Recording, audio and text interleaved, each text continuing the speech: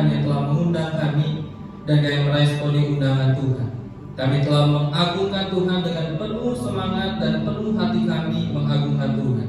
Dan sebentar lagi kami akan belajar dari firman-Mu, dan biarlah hati kami penuh dengan kerinduan untuk belajar kebenaran firman Tuhan. Berbicaralah kepada setiap kami ya Tuhan, sesungguhnya kami siap untuk mendengarkan. Di dalam nama Tuhan Yesus kami berdoa dan bersyukur. Amin. Selamat siang teman-teman. Siap. Apa kabar? Baik. Senang sekali hari ini saya kalau ke GKJ Sunter itu 20 tahun lebih yang lalu saya pernah, tetapi di gedung yang lama, seperti di gereja yang lama. Karena dulu kakak ipar saya pelayanan di tempat ini sebagai majelis, dan setelah 20 tahun lebih Tuhan izinkan saya bisa berjumpa lagi dengan generasi baru pastinya. Tetapi di dalam semangat baru GKJ Sunter jauh lebih baik seperti secara bangunan, tetapi saya berdoa biarlah juga jauh lebih baik secara iman kepada Tuhan. Amin. Amin. Hari ini kita akan bicara tentang menghidupi iman. Kita akan melihat, saya sebenarnya dikasih Roma 12 ada beberapa ayat, tapi di surat itu dituliskan fokus ayat yang kedua. Dibandingkan kita baca lumayan banyak tapi tidak dibahas, jadi kita baca ayat yang kedua saja yang diminta untuk kita bahas. Teman-teman, kita akan baca secara bersama-sama ayat yang kedua ini. 1, 2, 3. Janganlah menjadi serupa dengan dunia ini, tetapi berubahlah oleh pembaruan budimu, sehingga kamu dapat membedakan mana kehendak Allah, apa yang baik, yang berkenan kepadanya, dan yang sempurna. Rekan-rekan, ketika kita bicara tentang iman, ada seorang ibu usia 80 tahun. Dia mau naik pesawat. Sebelum dia naik pesawat, maka di bandara Pudong, Shanghai, maka ibu ini di depan pesawat itu dia bawa koin. Apa yang dia lakukan?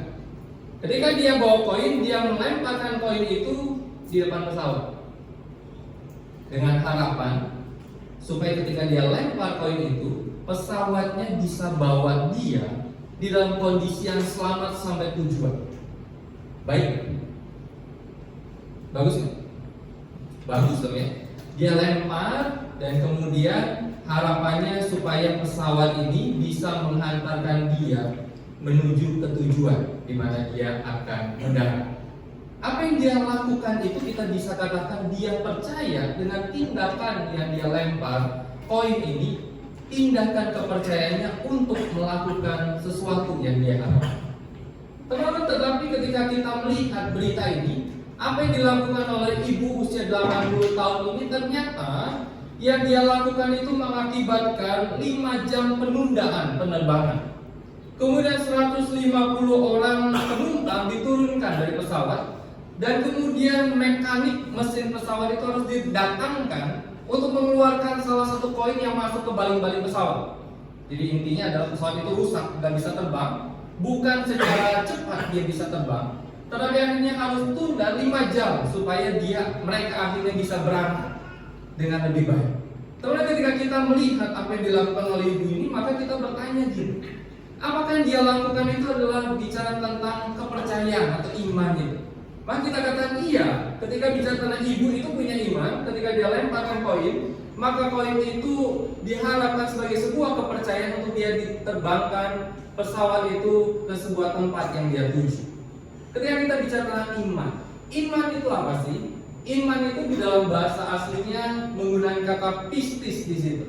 Bahkan di dalam surat Roma, maka Rasul Paulus itu menuliskan kata pistis itu dengan berbagai istilah, tetapi akar katanya sama, yaitu pistis sebanyak 40 kali. Menarik adalah bahwa di dalam beberapa pasal di dalam kitab Roma atau surat Roma, maka Paulus itu 40 kali dia terus mengulangi kata iman itu.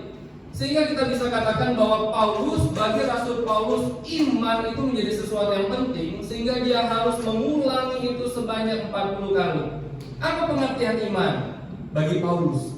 Kemudian ketika kita bicara tentang iman adalah kepercayaan. Iman adalah sebuah kepastian. Iman adalah sebuah keyakinan kepada Allah. Iman yang hidup ditunjukkan melalui pelayanan dan ketaatan kepada Allah. Iman itu bicara tentang bertumbuh ketika ketika kita mendekat kepada Allah melalui doa dan pembacaan firman yaitu Alkitab. Iman itu bicara tentang menjadikan Tuhan sebagai Tuhan dan mempercayai Dia, bersandar kepadanya, setia dan tulus kepadanya. Kemudian kita akan bertanya, apakah kita memiliki iman? Apakah kita menjaga iman? Teman-teman, ketika kita bicara tentang apakah kita memiliki iman, maka kalau kita jawab gini, iya Musa, bahwa saya memiliki iman, maka kalau kita memiliki iman, maka kita akan menghidupi iman. Saya kasih contoh sederhana. Apakah kita memiliki pacar? Kalau siapa di sini udah pacaran? Ngaku. Ini saya bukan khotbah sama remaja pastinya. Saya khotbah kepada pemuda yang sudah diizinkan orang tua untuk pacaran, bahkan didesak untuk cepat menikah, sebenarnya. Ya kan ya, betul kan ya? Kalau kita ke ngapel pacar kita ke rumahnya, orang tua pacar kita tanya, sudah bertahun-tahun, kapan sahnya? Dan mana kalau kita punya pacar, kemudian saya tanya, kalau kita memiliki pacar, maka kita akan berjalan bersama dengan pacar kita. Kita akan makan bersama. Tadi saya datangnya itu jam 11 siang, jadi kecepatan sejam. Saya pikir saya bisa tenang dulu, saudara. Ternyata penuh parkiran, sehingga saya mampir ke Gacoa. Jadi sebenarnya kalau kita bicara tentang kita makan bersama dengan pacar kita, kemudian kita komunikasi dengan pacar kita bahkan sampai tengah malam ketika mau tutup telepon, kemudian cowok bilang gini, udah kamu matiin aja teleponnya, udah kamu dulu lah. Kayaknya di sini belum ada yang pacaran ya? Belum pacaran. Udah kamu dulu yang matiin, kamu dulu lah. Oke, kita hitung ya, 1, 2. Loh, kok belum matiin? Ya kamu dulu matiin. Nah, kita selalu ketika kita bilang kita punya pacar, kita akan menjalannya seluruh hidup kita bersama dengan pacar kita. Maka kita bertanya gini, apa kita memiliki iman? Kalau kita punya iman, kita akan menghidupi iman kita. Kemudian, apa kita menjaga iman kita? Kalau kita menjaga iman kita, karena kita memiliki iman, sehingga kita menjaga iman kita. Sehingga teman-teman, ketika kita melihat akan hal ini, maka kita berkata gini, Paulus katakan gini, kalau kita memiliki dan menjaga iman, maka Paulus katakan, janganlah menjadi serupa dengan dunia ini. Paulus gunakan kata janganlah, yaitu menggunakan kata mi. Jangan menjadi serupa dengan dunia ini. Jangan. Tidak yang menunjuk pada sebuah larangan, sebuah peringatan agar tidak melakukannya. Sebuah pilihan moral yang disengaja dan sadar untuk tidak melakukan itu. Kemudian menjadi serupa dengan dunia ini. Diri yang dibentuk atau disesuaikan secara lahiriah menurut bentuk dari dunia ini. Penyesuaian pola hidup dunia, meniru kebiasaan yang kelihatan, mengikuti pola umum dunia ini tanpa berpikir secara kritis, secara rohani atau secara kritis di dalam bentuk pergumulan rohani itu. Kata serupa ini secara sederhana digunakan kata ini, cetakan, pola. Para perempuan, para pemudi, siapa yang suka masak kue? Siapa yang pintar buat kue? Kalau kita buat kue, udah deh, tadi pacaran belum, tadi deh, buat kue juga belum, tadi deh, nah bentar lagi masak. Nah, kalau kita buat kue, maka ada catatannya. Sebuah adonan yang cair, yang encer itu, kemudian dituangkan ke cetakan. Cetakan itu bisa bentuknya bulat, bisa bentuknya bintang, bisa bentuknya matahari, apapun itu. Tetapi setiap adonan yang dimasukkan ke cetakan, ketika dipanggang, maka yang keluar bentuknya apa? Seperti yang ada di cetakan. Gak mungkin ya, cetakannya bunda, kemudian dituangkan adonan, dipanggang, kemudian yang keluar bentuknya hati. Itu gak mungkin. Pasti ikut pola cetakan dari bentuk adonan atau bentuk cetakan itu. Karena ketika Paulus gunakan kata janganlah menjadi serupa, maka Paulus dikatakan gini, janganlah kamu secara pasif dibentuk bahkan berbentuk seperti bentuk dari dunia ini yang membentuk kamu. Sehingga Paulus ingin katakan gini, bahwa di dalam hidup kita di tengah-tengah dunia, maka seberapa kita sebagai anak-anak Tuhan itu dibentuk oleh dunia, dipolahkan oleh dunia dengan segala konsep dari dunia. Saya kasih contoh. Teman-teman, kalau kita main media sosial, maka seringkali like, follow, share itu menjadi sesuatu tanda kutip keharusan dan kebanggaan. Oke, kalau kemarin saya nemenin anak saya itu konser di SMS, jadi support. Kemudian tiba-tiba ada seorang anak kecil, dia bilang sama seorang anak remaja, "Kak, boleh foto nggak?"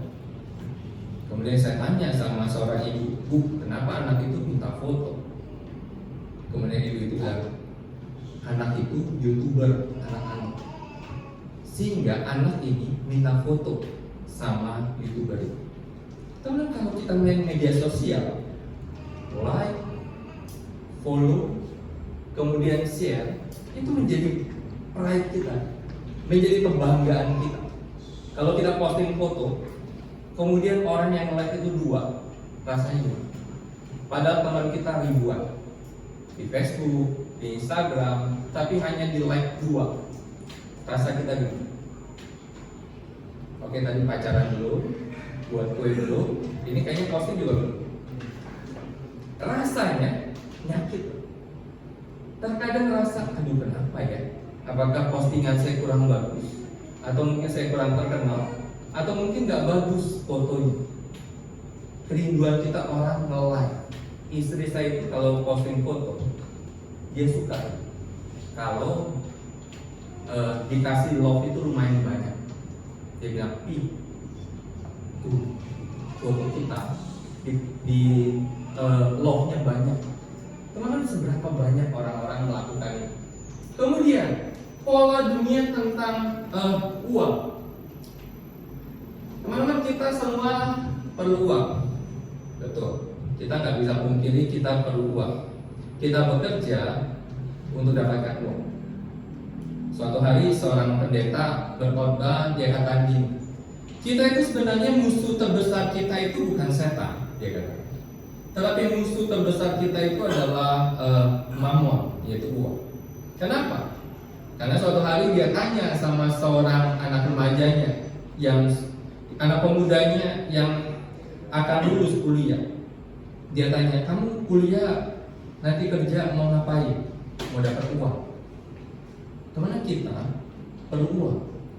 Tetapi uang bukan segala-galanya yang akhirnya membentuk kita untuk menjadi hamba uang.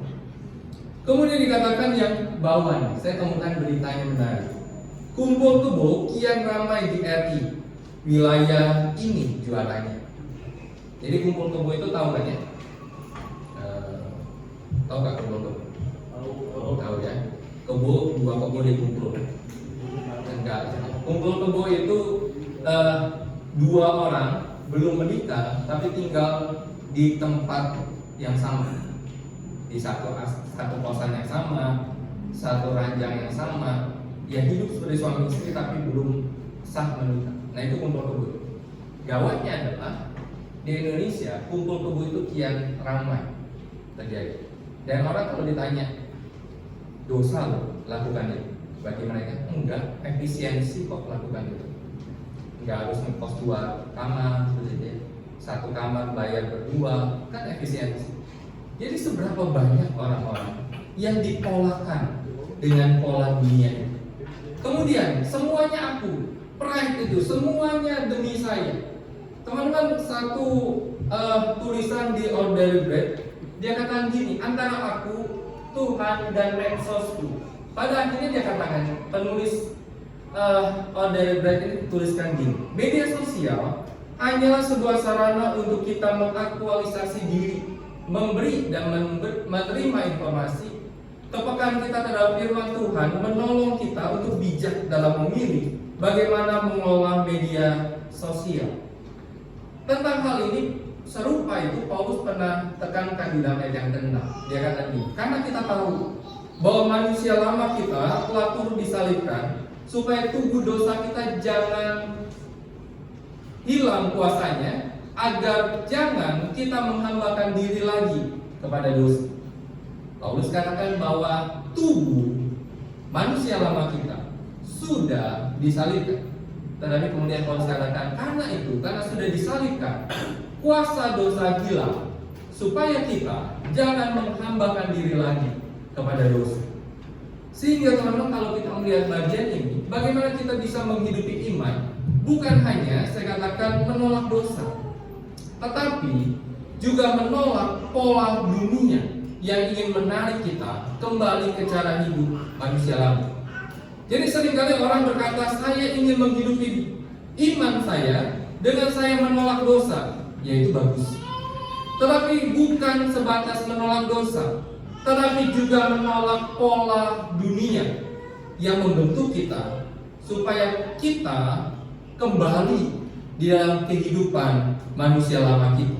Kemudian Paulus lanjutkan di dalam ayat yang kedua ini, kalau misalkan kita tidak mengikuti serupa dengan dunia, maka apa yang harus kita lakukan? Maka dia katakan, tetapi berubahlah oleh pembaharuan budimu. Berubah di sana menggunakan kata metamorphose atau metamorfosis yang kita kenal. Teman-teman, sebuah perubahan esensi menjadi yang sama sekali baru dan berbeda. Gambarannya adalah seperti ulat, kepompong, dan kupu-kupu. Itu gambaran umum. Esensinya beda. Dari ulat menjadi kupu-kupu, kita mungkin katakan bahwa ya samalah, dia kan berasal dari ulat. Tapi kita nggak pernah berkata ketika kita lihat kupu-kupu, ulat terbang, nggak mungkin kan? Ketika kita lihat kupu-kupu, nggak mungkin kita kejar dan kemudian kita katakan, ayo tangkap ulat terbang itu, nggak mungkin. Konsep kita bahwa yang terbang itu adalah kupu-kupu, sesuatu yang indah, sesuatu yang bagus, sesuatu yang punya sayap. Dan kalau kita lihat ulat, maka kita nggak mungkin pegang itu, karena bagi kita jijik. Dan ketika kita lihat kupu-kupu, kita akan kejar itu, kita akan tangkap itu, kita akan mainkan itu, mungkin kita akan foto. Kenapa? Karena beda. Secara esensi itu beda. Sehingga Paulus katakan bahwa berubahlah. Sebuah perubahan yang bukan perubahan fisik di situ, tetapi perubahan esensi di situ yang dimiliki oleh anak Tuhan. Bukan hanya sebatas perubahan dari orang non-Kristen menjadi Kristen. Bukan hanya perubahan dari orang yang dulu biasa saja menjadi anak Tuhan. Dari perubahan dari orang yang secara sesuatu tidak ada perubahan di situ, tetapi perubahan esensi.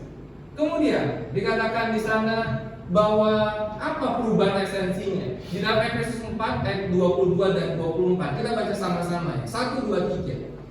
Yaitu bahwa kamu berhubung dengan kehidupan kamu yang dahulu harus menanggalkan manusia lama yang menemui kebinasaannya oleh nafsunya yang menyesatkan, dan mengenakan manusia baru yang telah diciptakan menurut kehendak Allah di dalam kebenaran dan kekudusan yang sesungguhnya. Teman-teman, perubahan esensi itu apa? Paulus jelaskan di dalam Efesus 4, dia katakan menanggalkan manusia lama, atau secara sederhana Paulus mengatakan menguburkan manusia lama itu, dan kemudian dikatakan mengenakan manusia baru. Menguburkan manusia keberdosaan itu, dan kemudian mengenakan manusia baru yang telah diselamatkan oleh Tuhan. Beda esensinya. Sehingga kalau kita tanya, Pak, apa sih bedanya saya jadi anak Tuhan dibandingkan saya belum jadi anak Tuhan? Perubahan esensi yang membedakan. Bukan bedanya kamu pakai salib atau kalung salib atau enggak. Saya sejak H+1 saya menikah 13 tahun yang lalu, saya nggak pernah pakai cincin nikah. Istri saya juga nggak pernah pakai cincin nikah. Kalau ditanya kenapa nggak pernah pakai cincin nikah, tak hilang. Karena pas resepsi cincin saya hilang. Jadi nyangkut tuh di sarung tangan. Jadi sejak itu saya memutuskan tidak pakai cincin nikah. Kalau tidak pakai cincin nikah, apakah berarti kami tidak menikah? Tidak. esensi kami sudah menikah, sekalipun kami tidak pakai cincin nikah. Teman-teman, jadi anak Tuhan tidak dilihat kalian pakai kalung salib atau enggak, tetapi esensi kalian dari manusia lama menjadi manusia baru. Itu beda kan? 2 Korintus 5 ayat ke-17 kita baca sama-sama. Jadi siapa yang ada dalam Kristus, dia adalah ciptaan baru. Yang lama sudah berlalu, sesungguhnya yang baru sudah datang. Paulus tidak katakan sesungguhnya yang baru sedang OTW, enggak. Paulus katakan yang baru siap menggantikan sebagai ciptaan baru itu ketika kamu ada di dalam Kristus. Sehingga Paulus katakan bagaimana kita itu bisa mengalami perubahan, maka dikatakan oleh pembaharuan budimu. Karena kata pembaharuan di sana dengan kata anakainosis, yaitu kembali lagi, baru, segar, tidak usah. Sebuah pembaruan total, bukan sekedar perbaikan, tetapi pembaruan ulang menjadi sesuatu yang baru. Apa yang diperbarui yang baru itu? Maka Paulus katakan budimu, naus itu, pikiran itu, akal budi itu, pemahaman itu, proses berpikir dan menilai, sebuah kesadaran moral itu. Bahkan di Efesus 4 ayat ke-23 Paulus katakan supaya kamu diperbarui di dalam roh dan pikiranmu, naus itu lagi. Sehingga teman-teman ketika kita melihat bagian ini kita mungkin bertanya nih, kenapa akal budi perlu mengalami pembaharuan? Karena akal dan pola pikir kita membentuk cara kita hidup. Minggu yang lalu saya ngobrol sama seorang anak pemuda yang dia akan kembali hari Rabu kemarin ke Australia. 2 minggu atau 3 minggu sebelumnya dia sakit, karena waktu itu istri saya di rumah sakit, saya ketemu dia dan mamanya di lobi rumah sakit. Kemudian dibawa ke Singapura ke Singapura, kalau nggak salah diperiksa. Kemudian minggu lalu saya ngobrol sama dia sebelum dia berangkat ke Australia. Saya tanya, kemarin pemeriksaan dokter bilang apa, dokter Singapura? Kemudian dia katakan dokter Singapura cuma mendiagnosa nggak ada sakit. Diperiksa apapun, periksa darah, nggak ada sakit, musuh dia bilang. Tapi dokter Singapura bilang gini, jangan-jangan kamu sakit di pikiran. Pikiranmu sedang mengalami sesuatu sehingga membuat kamu sakit. Teman-teman, seorang dokter jantung, beberapa puluh tahun dia jadi dokter jantung. Kemudian suatu hari dia berstatement gitu. Dia menemukan orang-orang yang sakit bukan karena sakit fisik. Kenapa bisa kita? Pikiran. Sakit pikiran itu bukan gila, enggak. Sakit pikiran yang mempengaruhi seluruh hidup kita. Sehingga hal yang sama yang dikatakan oleh Paulus, bahwa kamu harus mengalami yang namanya pembaruan akal, pola pikir yang membentuk cara kita hidup.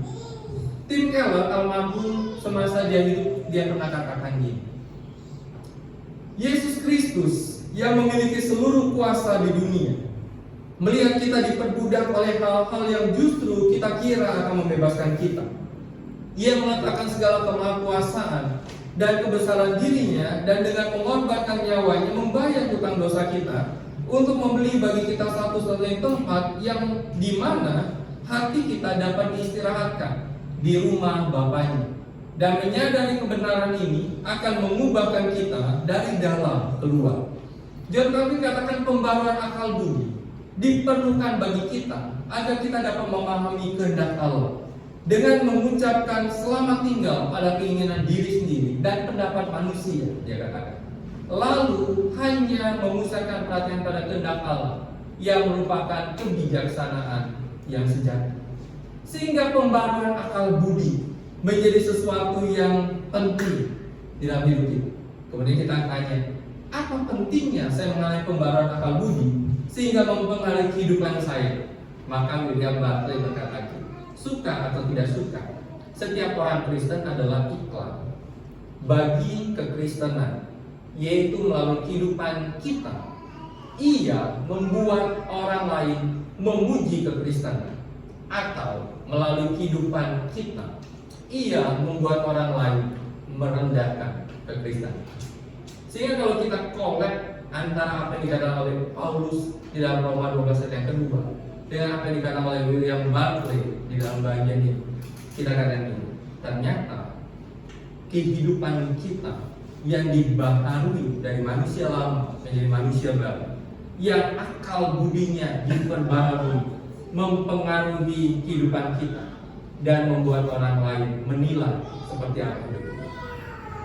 Teman-teman, ketika kita melihat bagian ini, maka kita berkata ini, menghidupi iman bukanlah paksaan atau sekedar dikatakan kewajiban, tetapi sebagai sebuah respon dari hati yang telah diperbarui oleh Allah, oleh akal budi, pikiran yang diperbarui oleh Allah. Jadi kalau ditanya ini, Pak, saya kenapa nggak bisa menghidupi iman saya sih? Living of faith itu saya susah sekali untuk menunjukkan atau menghidupi iman saya. Mungkin saya banyak dosa, ya mungkin aja sih. Mungkin saya diganggu oleh si jahat, yang mungkin saja. Mungkin saya banyak kelemahan yang belum saya selesaikan pada Tuhan, mungkin saja. Tetapi di dalam konteks kita, Paulus ingin katakan ini, kalau kamu belum menghidupi imanmu, coba lihat akal budimu, coba lihat konsep berpikirmu, coba lihat apa yang ada di dalam pemikiranmu tentang dirimu, tentang Tuhan, tentang hidupmu. Kalau kamu punya pola pikir yang sudah dibaharui, kamu pasti akan menghidupi imanmu di dalam Tuhan.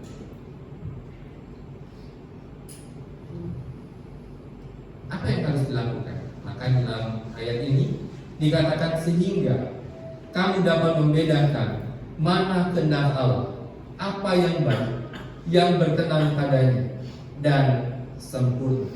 Teman-teman, membedakan di sana berarti mengetahui dengan benar, secara benar. Kalau kita lihat ayat ini menarik. Paulus bilang gini, sehingga kamu dapat membedakan mana kehendak Allah. Kalau membedakan antara yang benar, yang salah, betul nggak ya? Kalau kita, saya kasih contoh. Nanti saya balik. Teman-teman, kalau saya bilang ini, sehingga pemuda GKJ Sunter dapat membedakan mana remote yang lebih mutakhir, remote kanan, remote kiri, atau remote kanan. Kalian bisa tahu yang bisa membedakan remote kiri atau remote kanan. Tetapi di dalam ayat ini Paulus tidak katakan gini, sehingga kamu dapat membedakan mana kehendak Allah dan mana kehendak si jahat. Betul? Di sini dia hanya gunakan kata sehingga kamu dapat membedakan mana kehendak Allah, tanpa dia munculkan mana kehendak dari si jahat. Sehingga dikatakan di sini bukan membedakan antara kehendak Allah dengan kehendak dunia. Kenapa? Karena kita sudah dilahirbarukan, karena kita sudah mengenakan manusia baru, karena kita sudah diperbarui akal budi kita, sehingga kita tidak lagi memikirkan tentang apa sih kehendak dunia untuk saya. Paulus yang katakan, tetapi apa kehendak Allah untuk saya, apa keinginan Allah untuk saya, sehingga saya bisa mengetahui dengan dan secara benar kehendak Allah saja untuk saya. Dikatakan sana mengetahui dengan benar apa yang baik, yang berkenan kepada Allah, dan yang sempurna. Sehingga dalam hidup sebagai anak Tuhan, Paulus mengatakan, kita hidup untuk sebagai anak Tuhan itu fokusnya itu kehendak Allah itu apa? Bukan lagi bertanya kehendak dunia itu apa. Kalau kehendak dunia itu apa? Pembaruan akal budi belum terjadi. Tetapi kehendak Allah itu apa? Apa yang baik bagi Allah di dalam kehendak? Apa yang berkenan pada Allah di dalam kehendak? Apa yang sempurna di hadapan Allah di dalam kehendak untuk saya? Sehingga di dalam bagian ini maka kita hanya mengetahui yang baik, yang benar, yang bermanfaat, yang Allah ingin kita lakukan, yang berkenan, yang menyenangkan akan hati Tuhan, yang ingin kita lakukan, yang sempurna, yang lengkap, yang utuh, yang tidak bercela, yang Allah ingin kita lakukan. Kalau jadi anak Tuhan, kalau ingin menghidupi iman kita, maka Paulus mengatakan, tahulah Tuhan itu mau apa. Jangan lagi berpikir dunia mau apa, tetapi tahulah Tuhan mau apa untuk itu. Tuhan mau apa? Maka Tuhan Yesus bilang gini, makananku ialah melakukan kehendak Dia yang mengutus aku dan menyelesaikan pekerjaannya. Kehendak Allah. Tuhan Yesus katakan, makananku ialah melakukan kehendak Dia yang mengutus aku. Teman-teman, ada sebuah buku yang ditulis oleh Pendeta Stephen Tong berjudul Mengetahui Kehendak Allah. Maka di dalam buku ini secara ringkas ada 4 poin menjadi orang Kristen itu seperti apa untuk mengetahui kehendak Allah. Yang pertama adalah menjadi orang yang mengenal kehendak Allah melalui Kristus. Jadi kalau kita tanya, Pak, gimana saya bisa mengenal kehendak Allah? Harus melalui Kristus. Kenapa? Karena Tuhan Yesus katakan, makananku ialah melakukan apa yang Dia perintahkan. Kalau mau mengetahui kehendak Allah, melalui Kristus. Kemudian yang kedua, menerima kembali apa yang sudah hilang dalam Adam, yang kita dapatkan kembali dalam Kristus, yaitu keselamatan itu. Adam hilang ketika dia jatuh dalam dosa, dia menjadi seterunya Tuhan. Tetapi Kristus sebagai Adam kedua dikatakan bahwa Dia menyelamatkan kita dan menjadikan kita anak Allah. Kemudian menjadi orang Kristen berarti apa? Menjadi orang-orang yang berhak mengetahui isi hati Tuhan dan berjalan dalam kehendak Tuhan. Isi hati Tuhan untuk teman-teman di tempat ini kita bisa tahu dari pergumulan kita dengan Tuhan. Tuhan, isi hati Tuhan untuk saya itu apa? Saya tinggal kerja. Suatu hari seorang jemaat kami, dia kerja sebagai guru di sebuah sekolah Buddhis, jadi bukan sekolah Kristen. Dia bilang begini sama kami, Muse, karena di gereja saya dipanggil Muse sebagai pendeta. Dia bilang, Muse, doakan saya supaya saya bisa ngajar di sekolah Kristen. Baik. Nah, katakan baik ya. Baik, sekolah di sekolah Kristen, karena saya Kristen, saya ngajar di sekolah Kristen. Tetapi kemudian seorang rekan hamba Tuhan berpendapat dan ngobrol sama dia, dan kemudian bilang gini, justru mungkin kamu ngajar di sekolah non Kristen karena ada kehendak Tuhan untuk kamu lakukan keberadaanmu di sekolah non Kristen untuk jadi berkat. Dan sampai sekarang dia ngajar di sekolah non Kristen. Teman-teman, kita seringkali berpikir ini, kehendak Tuhan untuk saya, ya ketika saya punya circle-nya orang-orang Kristen, ketika saya kerja di komunitas banyak orang Kristennya. Bagaimana kalau Tuhan tempatkan kita di circle yang bukan teman-teman kita Kristen? Berarti juga kita bertanya, benarkah itu kehendak Tuhan? Dan apakah kita semakin rusak atau jadi berkat di circle itu? Kalau rusak, berarti bukan kehendak Tuhan. Kalau kita dulu nggak pernah merokok, circle-nya kita para perokok dan yang membuat kita merokok, kemudian kita katakan ini kehendak Tuhan untuk saya masuk situ dan jadi merokok, itu bukan kehendak Tuhan. Jadi gumulkan itu. Kalau kehendak Tuhan kita bisa jadi berkat misalnya. Kemudian menjadi manusia mengetahui di mana posisi di alam semesta yang diciptakan oleh Tuhan. Jadi mengetahui di mana posisi kita di alam semesta yang dijadikan oleh Tuhan ini. Charles Spurgeon berkata gini, Anda tidak akan pernah mengetahui kepenuhan Kristus sampai Anda mengetahui kekosongan segala sesuatu selain Kristus. Kita nggak mungkin mengetahui bagaimana kita dipenuhi oleh Kristus sampai kita mengalami kekosongan kalau kita di luar Kristus. Baru kita tahu bagaimana penuhnya.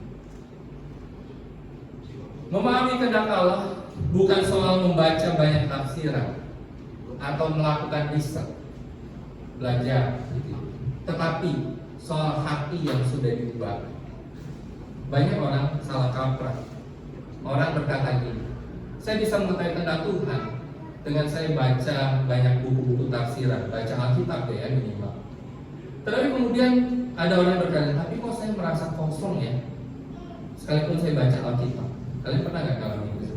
Saya beberapa tahun pelayanan kaum muda seperti itu ya. Teman-teman bilang ini, musuh saya kayaknya kosong. Saya udah baca Alkitab, saya udah doa, saya sudah saat teduh, tapi saya kok kosong ya. Maka di dalam tulisan berkata gini, memahami kehendak Allah bukan soal membaca banyak tafsiran atau melakukan riset, tetapi soal hati yang sudah diubahkan. Kalau belum diubahkan oleh Allah, sekalipun Anda membaca Alkitab setiap hari, kita tetap tidak akan mengerti kehendaknya. Hanya orang yang hidupnya benar-benar diubahkan oleh Allah yang dapat memahami apa yang Allah kehendaki. Makanya kalau kita tanya, kenapa ya saya sudah baca Alkitab, tapi kok saya nggak tahu kehendak Tuhan? Maka esensinya adalah apakah hati kita sudah diperbarui oleh Tuhan atau belum? Kalau esensi diperbarui oleh Tuhan atau belum, apa kita sudah percaya kepada Tuhan atau belum? Orang yang percaya pada Tuhan adalah orang yang hatinya diubahkan oleh Tuhan. Dan orang yang diubahkan oleh Tuhan, ketika dia baca firman Tuhan, dia akan mengerti kehendak Tuhan dalam hidup. Sehingga yang terakhir ini, kita baca sama-sama 1, 2, 3. Menghidupi iman berarti terus belajar mengenal Tuhan dan taat pada kehendak-Nya dalam hidup kita. Terus belajar mengenal Tuhan, taat kepada kehendak-Nya dalam hidup kita. Ketika hati kita sudah dibaharui oleh Tuhan. Akhirnya teman-teman, refleksi pribadi saya dan saya mengajak kita berefleksi seperti ini. Sudahkah kita benar-benar menghidupi iman kita, membiarkan Allah membaharui pikiran kita, meninggalkan pola dunia ini dan belajar taat kepada kehendak-Nya yang baik, berkenan dan yang sempurna? Kalau kita sudah dibaharui, kita sudah meninggalkan pola dunia dan masuk di dalam polanya Allah, menjadi serupa dengan Kristus, dan kita taat, belajar taat pada kehendak-Nya, maka kita akan melakukan yang baik, yang berkenan pada Allah dan yang sempurna. Dan semuanya itu saya tutup dengan satu kata, itu anugerah. Kita bisa melakukan yang baik, yang berkenan, yang sempurna di hadapan Allah. Pola pikir kita bisa diubahkan, itu anugerah untuk kita. Karena itu hiduplah dalam anugerah Tuhan, sehingga kita bisa menghidupi iman itu dalam anugerah Tuhan. Silakan betul.